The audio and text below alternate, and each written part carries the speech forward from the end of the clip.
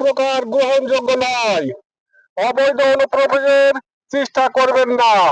সাবধান, হুঁশিয়ার, সাবধান, হুঁশিয়ার।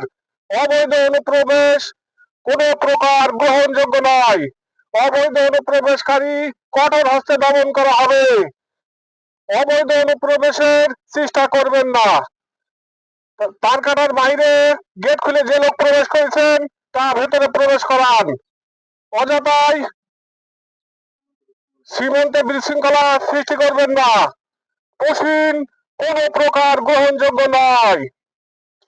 আমরা সারা রাত বিজিবির সাথে থাকি। আমাদের কোম্পানি কমান্ডার ছিল আমাদের সাথে। ওরা গেট খুলে পার করে দিয়েছে। আমরা ইন্ডিয়ার মধ্যে আটকে দিয়েছি। আমরা বাংলাদেশে আসতে পারিনি। আমরা খুব সারা রাত আজ দিন সমানে আমরা বিজিবির সাথে সহযোগিতা করি।